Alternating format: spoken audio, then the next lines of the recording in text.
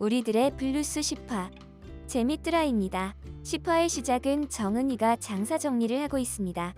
장사 정리를 마친 정은이는 집에 돌아가서 씻고 경건한 치맥의 시간을 가지려 합니다. 이때 절친 고미란에게 영상 전화가 옵니다. 마사지샵 직원들과 노래방에서 놀다가 은희에게 전화한 것입니다. 서둘러 옷을 입고 영상통화하며 정은이는 고미란을 흐뭇하게 바라봅니다. 한편 민선아는 목장 가운데 있는 집을 고치느라 여념이 없습니다. 끼니도 빵과 우유로 때우는 것을 이동석이 찾아와서 김밥을 주고 민선아의 집을 고치는 일을 돕습니다. 지나가던 은희는 동석에게 전화해서 자살하려고 했던 여자와 무슨 일이냐고 잔소리를 해대지만 동석은 신경을 쓰지 않습니다. 내일 모레면 여리의 양육권 재판이 있습니다. 동석은 선아에게 같이 차를 타고 가자고 했고 올라가는 시간보다 서둘러 준비해서 선아의 아들 여리가 좋아하는 말과 사진을 찍게 해주고 선아를 웃게 해줍니다. 제주에서 나가는 배를 타고 올라가면서 선아는 파도만 보다 보니 멀미가 난다고 합니다. 그러자 동석은 바보처럼 그러지 말고 뒤를 돌아보라고 합니다. 동석은 선아의 모습을 보며 자신의 어머니 생각이 납니다. 어머니 강옥동은 아버지를 데려간 바다만 바라보다 모든 것을 포기한 것처럼 아버지의 친구에게 첩으로 들어가 버렸다는 것입니다. 돌아서면 자신과 누나가 보였을 텐데 말입니다. 서울로 올라온 동석과 선아는 시장에서 흩어집니다. 동석은 물건을 떼고 선아는 여리의 선물을 삽니다. 여리가 말을 좋아해서 말 쿠션을 찾았지만 찾지 못해 안타까워하자 동석은 발 벗고 나서서 기어코 말 쿠션을 찾아내줍니다. 선아는 전 남편과 통화하며 여리의 생일이니 자신이 데리고 있겠다고 실랑이 하다가 여리를 8시 30분까지 집에 데려다 주기로 했습니다.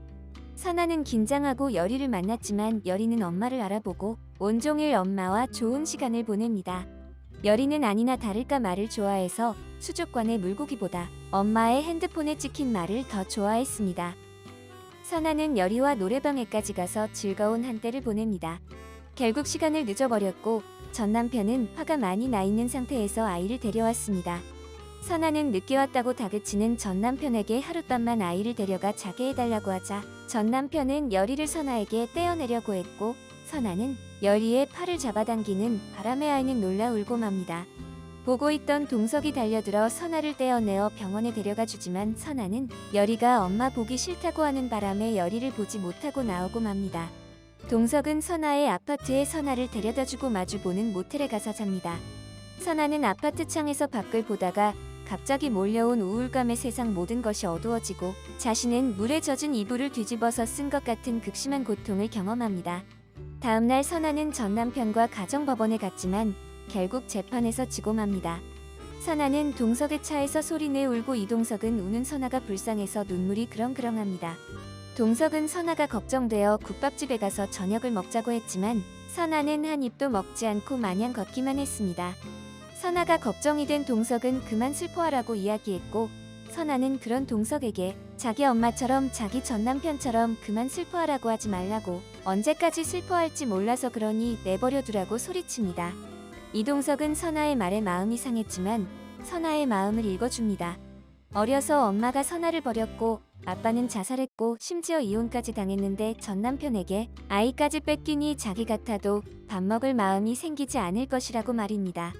하지만 이동석은 그렇게 살다가 죽으면 내 아들도 그렇게 살지 않겠냐고 충격적인 말을 합니다. 그 말을 들은 선아는 울음이 터져 그 자리에 주저앉고 맙니다.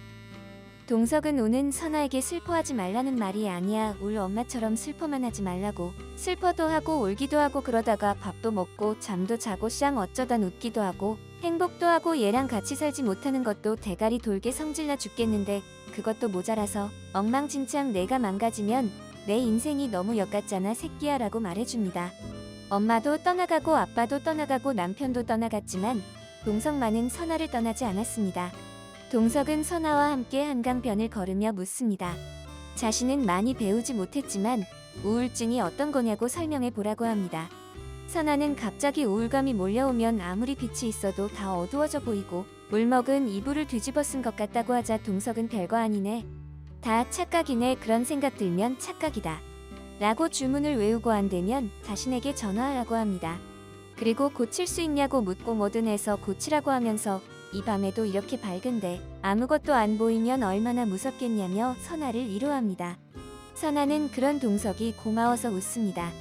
그렇게 강변에서 밤을 새우다가 동석의 만물상 멘트 녹음에 웃다가 해가 뜨는 것을 봅니다. 해가 뜨는 것을 보던 선아는 행복해지고 싶다고 했고 동석도 너무나 쓸쓸한 표정으로 나도 열나라고 이야기합니다. 그 모습을 본 선아는 앞에서 걸어가는 동석의 손을 잡으며 18을 마칩니다. 민선아는 어려서부터 엄청난 고난과 상처로 우울증이라는 병을 얻었습니다. 그 우울증은 아버지가 자기 눈앞에서 자살하는 것을 본 후로 생겼습니다. 누구도 그 옆에 없었습니다. 그래서 망가지려고 했습니다. 이동석은 하늘처럼 믿던 아버지를 잃고 어머니 또한 그 슬픔으로 멀어져 버렸습니다. 하지만 이동석은 자신이 망가지지 않고 막 살기로 했습니다. 그리고 둘은 다시 만났고 민선아의 곁을 이동석은 절대로 포기하지 않습니다. 어려움에 빠진 사람, 슬픔에 빠진 사람에게 가장 큰 위로는 곁을 지켜주는 것입니다. 여전히 상처 가운데 힘들어하는 선아를 자신의 상처를 덮고 힘겨워도 일어서려는 동석이 함께 행복해지는 이야기인 것 같습니다. 부디 해피엔딩이기를 바라며 재미들하였습니다. 이 영상이 마음에 드시고 재미있으셨다면 좋아요, 구독 부탁드립니다. 좋아요와 구독은 영상 제작에 큰 힘이 됩니다. 감사합니다.